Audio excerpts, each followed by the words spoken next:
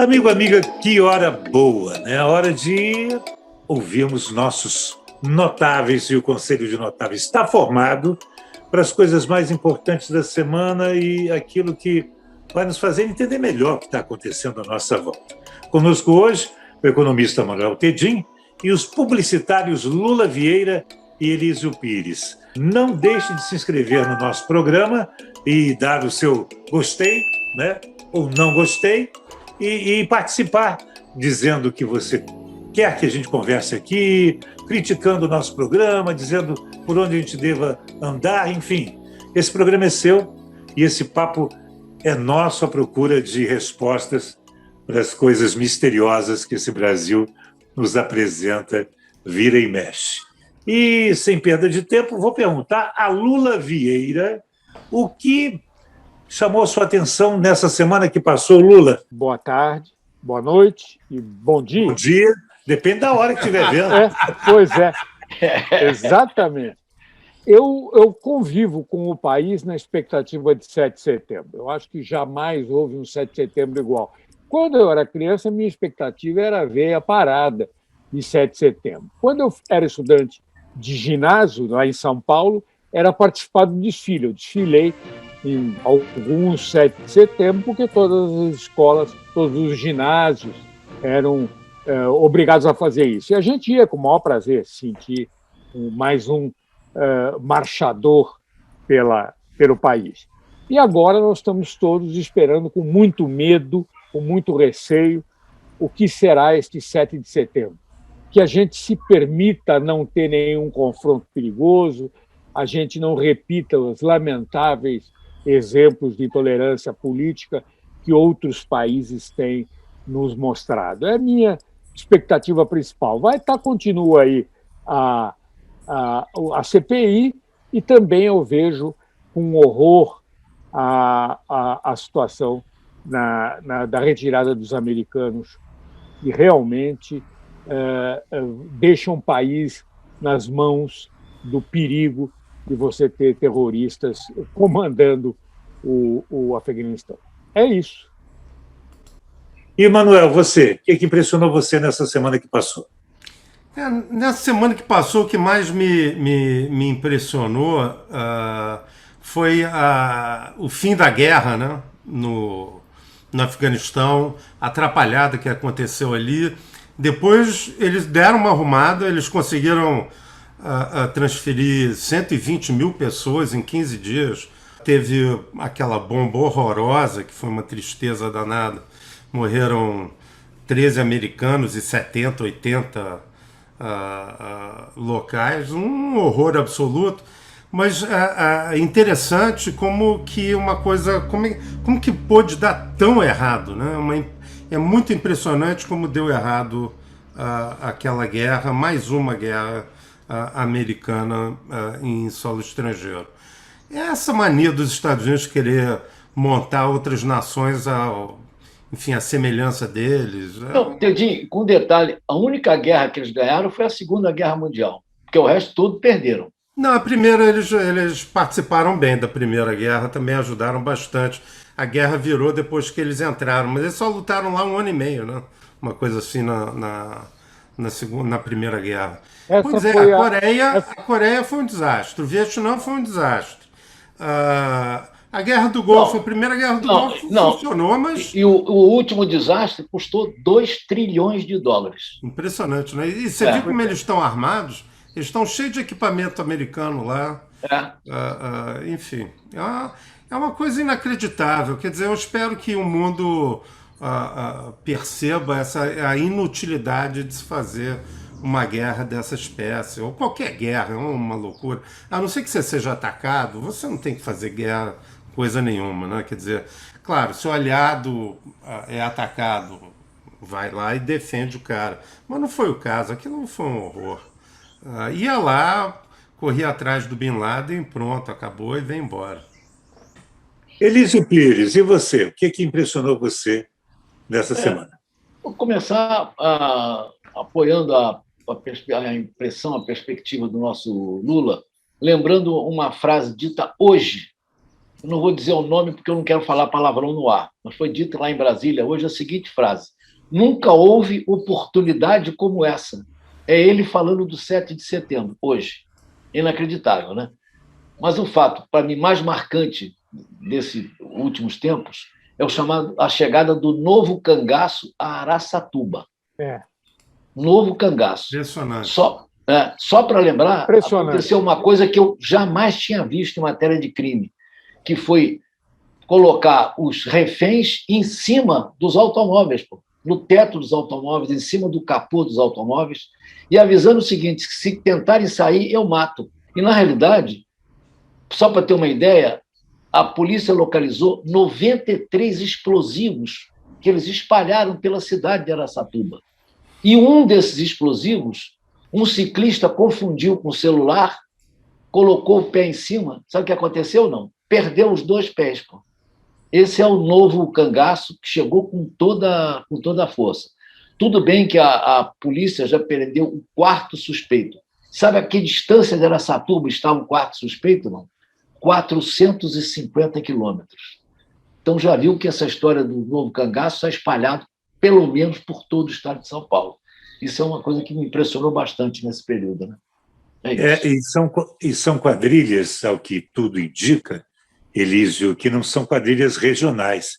Eles agem regionalmente, mas eles tiram assim: vamos atacar o Nordeste nesse semestre, aí atacam o Nordeste, depois vão para o Sul. É uma quadrilha composta de basicamente 50 homens, fortemente armados e perigosíssimos, que saem fazendo o mesmo tipo de ataque. Você vê que o ataque feito no Sudeste, no Nordeste, no Sul do país, tem as mesmas características explosivos. E vão até o Paraguai, inclusive. A novidade foi essa. Buscar arma lá no Paraguai, né, também. A novidade cruel foi essa de deixarem quase uma centena de dispositivos que se disparavam por aquecimento, ou seja, presença de alguém por perto, ou por aproximação simples. Você chegava perto, explodia. É sofisticada a tecnologia, né? E a cidade fez feriado, um justíssimo feriado, crianças dentro de casa. Imagine uma cidade sem poder sair. Teve uma professora que falou hoje para a Folha que morava perto do centro do problema, que ficou toda a noite e depois toda a manhã embaixo de um quarto, sem poder ir à sala, de medo das crianças e ela levar um tiro. Coisa completamente ficcional, né? Com certeza, com certeza. A gente está tendo esses tipos de surtos, né? No Nordeste, nesse momento, os surtos desse novo cangaço. Aqui no Rio de Janeiro, em particular, o surto do roubo de cabos, que tem feito com que a cidade pare pelas manhãs, geralmente, ou dia fora, ou nas noites, de manhã, por causa dos trens, e agora o metrô também tem furtos de cabos. E na parte da noite, porque abriu em grandes partes de avenidas importantíssimas, vias importantíssimas, como a Linha Amarela e a Avenida Brasil, onde são roubados os cabos e as pessoas nem enxergam por onde estão andando. Quer dizer, é um outro mal que parece um surto, né? E que vem crescendo de 2 anos para cá, mas que agora virou diário. E que afeta profundamente a vida do cidadão e a economia da nossa cidade, que vê seus trabalhadores sem conseguirem chegar aos seus trabalhos. Mas eu queria me ater a um ponto, e eu queria a opinião de vocês, porque eu acho, e eu não estou preocupado com isso, mas eu tenho visto muita gente preocupada com isso, que é o 7 de setembro. E começo por você, Elísio. Você vê perigo real nesse movimento de 7 de setembro, para além de conflitos localizados e pontuais? Eu vejo, então vou repetir a frase que eu disse no início aqui, só para mostrar o risco desse 7 de setembro. É a frase que ele disse, o Bozó, disse hoje em Brasília. Nunca houve oportunidade como essa. E não explicou qual era a oportunidade, mas dá para deduzir. Com certeza absoluta, inclusive, em relação ao 7 de setembro, só para lembrar, foi adiada a divulgação do manifesto que a Fiesp organizou, que estava pronto para ser divulgado. Houve uma movimentação, inclusive do Arthur Lira, né, de outras pessoas da área do governo, para convencer o Paulo Scaff, né, a deixar a divulgação para mais tarde. E ele, na realidade, deixou alegando, sabe o quê? Não? Tem muita gente, muita entidade querendo assinar, aí ele deixou para depois, para ter mais assinatura. Só que a associação que reúne a agropecuária divulgou o manifesto ontem, né, independente dessa história aí do Paulo Scaff. Né? Que, aliás, o Paulo Scaff parece que está mudando de posição, lentamente, né? Lentamente. Pois é, Tedim, quando a FEBRABAN, enfim, e todas as demais entidades de peso que rodam a economia deste país se posicionam com essa fortaleza contra o governo, eles que sempre foram muito alinhados com o poder, o que pode acontecer a partir daí? Eu acho que não vai acontecer nada, eu acho que tem risco de confrontos locais de bolsonaristas com não bolsonaristas. O fato das empresas, ou das grandes empresas, porque quando você fala Fiesp, quando você fala FEBRABAN, você está falando de empresa grande, bem estruturada, com capital. Quando esses caras não estão alinhados, a chance de ter um golpe é zero. Zero. A não ser que num país onde as forças produtivas não têm importância. Ou seja, um país onde toda a indústria, ou a maior parte das indústrias é estatal. Não é o caso do Brasil. Eu não vejo chance de golpe nenhum. O que eu vejo é chance de escaramuças locais. Escaramuça é bom, né? Escaramuça. Faz tempo que eu não ouvia isso. Faz tempo. Eu só li. Eu nunca vi ninguém falar. Eu passei a vida lendo a palavra escaramuça. É lindo, eu gostei. Me veio assim, me deu uma inspiração, Lula. Isso.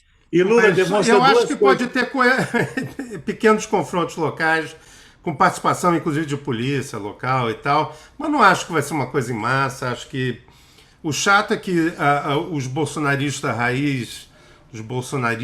raiz, eles são armados, né? Então pode sair um tiro, pode morrer gente e tal, mas não vai ser uma coisa generalizada. Eu acho que o Brasil está preparado para enfrentar qualquer arrobo maluco desse cara, e as Forças Armadas não vão fazer golpe. Você imagina, golpe no Brasil? A gente tem 350 bi de reserva. Esse dinheiro não tá depositado em notas no Banco Central. Isso daí está aplicado no mundo inteiro, em dólar. Está por aí. A gente tem uma parte em ouro, tudo bem. Sabe onde está o ouro brasileiro? A maior parte do ouro brasileiro está no Banco Central americano de Nova York, no Fed de Nova York. Está lá, guardado lá dentro dos cofres deles. Então, você acha que a gente vai perder 300... Sabe quem vai fazer comércio com o Brasil sob estado de ditadura? Nenhum. Guardar ouro no Fed tem uma boa explicação, né? Que ouro não fede. Eu tinha que aguentar. Meu Deus do céu. A que ponto nós chegamos, Lula? Chegamos. Aonde que chegamos? Lula, vamos sair dessa escaramuça, Lula. Deixa os dois na escaramuça lá. Exato. Eu vejo um movimento dentro das forças de segurança no Brasil agora em favor de um tempo de paz, no 7 de setembro, da gente se tocar emocionalmente com uma data que faz parte da nossa história, desde os bancos escolares. Não, e o Elísio lembra, de vez em quando, já falou aqui outras vezes, que ano que vem são 200 anos de independência. 200 anos, com certeza. 200 anos. Não, e tem muitas organizações preparando já reflexões sobre o Brasil, por acaso até participo de uma delas. Reflexões sobre o Brasil, para ter um documento para divulgar na comemoração dos 200 anos. Né? Eu só quero te dizer, Elísio, que eu fico tristíssimo. Imagina se o Rio de Janeiro ainda fosse capital do Império Português, nós seríamos da Comunidade Europeia, o Elísio Pires. É verdade, é verdade. Pô, cara. Viva Dom Pedro II. Aliás, fazendo um parênteses, complementando o que o Elísio falou, engraçado que a gente fazia piada com os portugueses, né? A gente achava engraçado o povo português. E hoje a gente está vendo que os malucos somos nós, é o presidente, o baderneiro, e Portugal está organizadinho, está crescendo. Não, eles tiveram suas doses de maluquices, né, sim, o Lula? Sim, já. O Salazar durou 40 anos, né? Mas conseguiram fazer uma união de forças. Forças, inclusive, opostas estão reunidas lá na presidência, no ministério. Né? A geringonça, né? A geringonça mas a geringonça já não é mais exatamente a geringonça, mas eles estão muito civilizados, né? Não, eles recuperaram a palavra geringonça, porque isso aí era outra coisa, né? Agora, a Comunidade Europeia foi central nessa reorganização portuguesa. E financiaram, inclusive, o desenvolvimento de Portugal, né? Botaram muito dinheiro lá no início, lá atrás, né? Agora é tudo muito difícil, né? Porque é um país de 11 milhões de habitantes, com pouco recurso natural, enfim, pouca capacidade de consumo. Então, um país que... por isso é que eles saíram de lá e vieram para cá. Exato. Mas você imagina... Para cá, para a África e para a Ásia. Né? Nós seríamos um dos maiores países da Comunidade Europeia.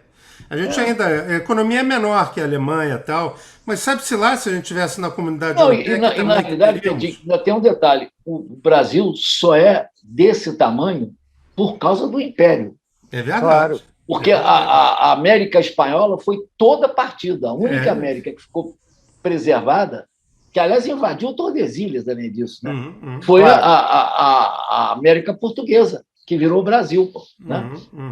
É isso mesmo. Eu queria pegar o Lula. Lula, a gente tem um movimento significativo, né, de bolsonaristas alardeando que 7 de setembro é o dia da decisão, né, de se botar o Brasil, o verdadeiro Brasil para fora, ou seja, se atacar ao que se sabe. O Supremo, o Congresso, de forma verbal e presencial. Agora, isso que a gente está sentindo de uma forma até relevante nas redes sociais, esse povo todo que fica atrás do smartphone, do computador e do laptop, vai para a rua mesmo, Lula? Eu acredito que parte dela vai, embora parte dos memes, dos posts que a gente vê, evidentemente, são feitas né? É uma parte por máquinas, né? Eles dominam a técnica, e está aí, inclusive, a polícia, os peritos da polícia provando isso, eles estão muito bem na técnica de disseminar esse tipo de espírito pelas redes sociais. Agora, acho que fará parte do programa deles fazer presença nas ruas. Eu só espero que grande parte tenha a cabeça no lugar. Agora, imagino que a baderna aparentemente seja boa para eles. Eles acreditem que é uma boa ideia haver algum tipo de confronto, para botar a culpa, evidentemente, nos adversários. Eu tenho muito medo desse 7 de setembro e acho que, posto que o presidente se coloca ao lado daquilo que a gente poderia chamar de manifestantes, de baderneiros, inclusive porque ele não faz uma palavra em relação a manter a ordem pública, a que a demonstração de patriotismo se dê de forma civilizada, ele não está preocupado com isso. Eu tenho medo desse 7 de setembro e acho que os raízes vão para a rua, de verde e amarelo, e eu acho que tem todo o direito, deveríamos dar força para todos eles. Eu acho que nós temos que demonstrar que somos realmente democratas. Não é hora de coibir a manifestação. Óbvio, claro. Querem ir para as ruas, vão para as ruas, de verde e amarela, gritem, façam suas palavras de ordem. É um direito inalienável da parte deles. Eles têm esse direito. Só espero que não achem que é direito também de quebrar, de bater nos outros, de perseguir quem esteja vestido de vermelho, ou quem eventualmente não manifeste apoio. Eu tenho essa esperança, embora tenha um lado meu que acho que vai dar problema sim, ao contrário do Manotedin, que é um otimista. Eu sou sempre otimista, Lula Vieira. Inclusive, eu acredito que eles acham que o verde e amarelo, o verde é da floresta, o amarelo é do ouro brasileiro. Você sabe que não é nada disso. É a Casa de Bragança e Casa de Bragança. Lógico. Mas tudo bem. Vamos então a uma hora maravilhosa, mais uma desse nosso encontro com os notáveis. É hora do Se Liga, e eu quero saber, Elísio Pires, semana que vem, quem que vai estar ocupando você? Se liga em quê? Eu estou fazendo uma profunda pesquisa para saber se pode antecipar aqueles 6 meses da terceira dose. E estou vendo fundamentos, porque senão vou ter que... vai antecipar. Vai antecipar. Vai antecipar. E gostaria também, estou me ligando, ver se eu tomo uma outra vacina diferente da AstraZeneca. A Pfizer, por exemplo. Né? Por quê? Seria uma boa. Você tomou AstraZeneca? Você tomou Coronavac. Não, AstraZeneca. Coronavac é coisa de comunista. Não. Eu não sou...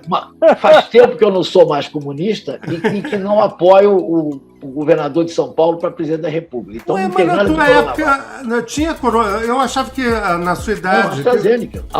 A segunda dose eu tomei no dia 22 de maio. Então, se realmente fosse prevalecer 6 meses, ia ficar lá para novembro, mas parece... não, o ideal é trocar a vacina, mas eu acho que eles vão fazer cruzado mesmo, né? Cruzado, vai ser agora. Nos próximos dias. Prepare-se, Elísio, prepare-se. Estou preparado. E você, Tedinho, se liga em quê nessa semana que chega? Eu me ligo Eu estou numa dúvida cruel se eu emito uma passagem para viajar esse ano, se deixo para o ano que vem. Estou nessa maior dúvida, estou querendo viajar. Já tem um monte de amigo meu viajando, eu estou... Aí dá aquela vontade de pegar o avião, né? Então, eu não sei. Vou tomar essa decisão essa semana e ver o que acontece. Para o Brasil, a minha expectativa para a semana que vem é o 7 de setembro, né? Que é quinta-feira... Que dia que é 7 de setembro? Quarta, né? Da semana que vem? Não, terça da semana que vem. Terça-feira. No dia que a gente estiver gravando o programa, aqui está acontecendo, 7 de setembro.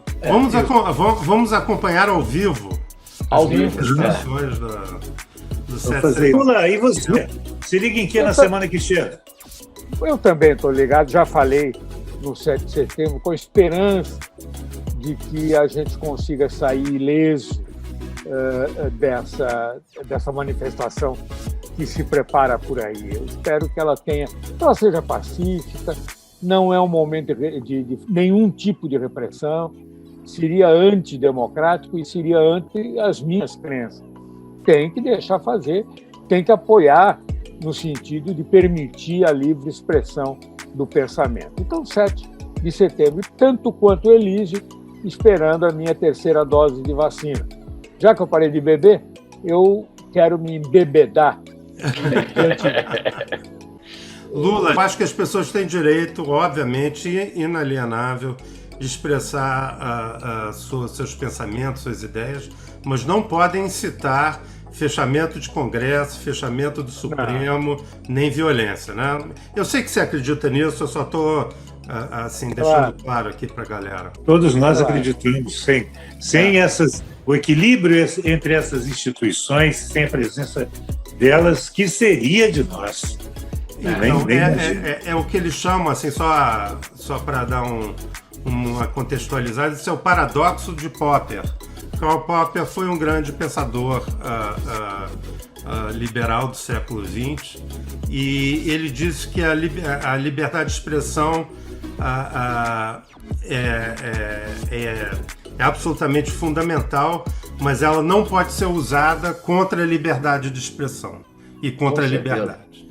Então é o paradoxo. Então você não pode usar a sua liberdade para combater a liberdade. Amigo, amiga, chega o final do programa, eu fico triste, fico chateado, porque poderia estar conversando com essa turma até amanhã, né? Ou, mais que isso, aprendendo, entendendo melhor o que se passa à nossa volta, mas o Se Liga volta semana que vem com Manuel Tedin, Elísio Pires, Lula Vieira e time completo, mais Marcelo Pereira e Paulo Fraga. Vamos estar com esse timaço e novidades, com certeza, de uma semana que promete muito. Não deixe de se inscrever no nosso programa, ir lá, dar o seu like, eu gostei, o dislike, não gostei, mas dar sugestões, fazer críticas, afinal de contas, esse programa é seu. A gente aprende junto, mas é você quem manda aqui. Até semana que vem, com mais novidades e bons papos. Até lá!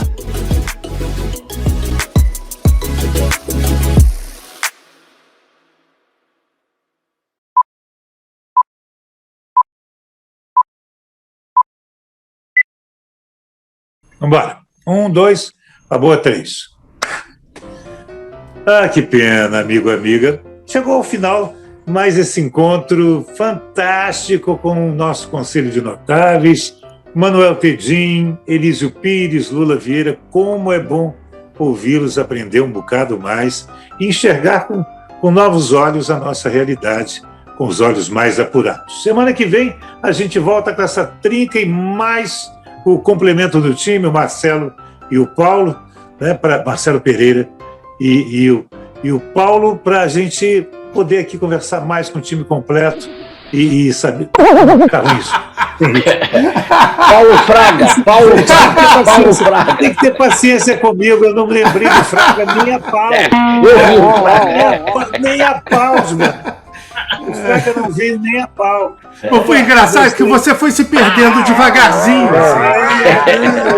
Tentei buscar na memória e fui. Vamos lá. 1, 2, a boa 3. Amigo, amiga, que pena, acabou. Mas semana que vem tem mais e a gente vai aprender mais, vai entender melhor as coisas que nos cercam com esse Conselho de Notáveis maravilhoso, Manuel Tedin, Paulo Elísio e Lula Vieira, que somados a Marcelo Pereira e Paulo Fraga formam um time completo. Esse nosso Se Liga, um time onde a gente aprende tanto e é tão bom estar com ele. Aguardo você semana que vem. Não deixe de se inscrever na nossa página, dar seu gostei, que é o like, ou não gostei, que é o dislike, mas fazer críticas, dar sugestões, temas. Estamos juntos. Até a semana que vem, amigos. O Beto só está assim, ó. Você falou Paulo Elísio. Paulo Elísio. Novo. Meu Deus do céu. Ele está parecendo o Beto, que só chama o Elísio de Pires. É mais fácil trocar o nome do Elísio. Elísio, bota um papo. Paulo Elísio é um advogado notável. É verdade. Que advogava aqui no Rio de Janeiro, agora está só em Portugal. Amigo, amiga, que pena, acabou. Mas semana que vem tem mais, o Se Liga com o Conselho de Notáveis, essas feras que nos ensinam tanto, nos fazem entender melhor o que se passa à nossa volta. Manuel Tedin, Paulo Elísio, Lula Vieira, que semana que vem... Paulo Elísio outra vez. A boa 3, vamos lá. 1, 2, a boa 3.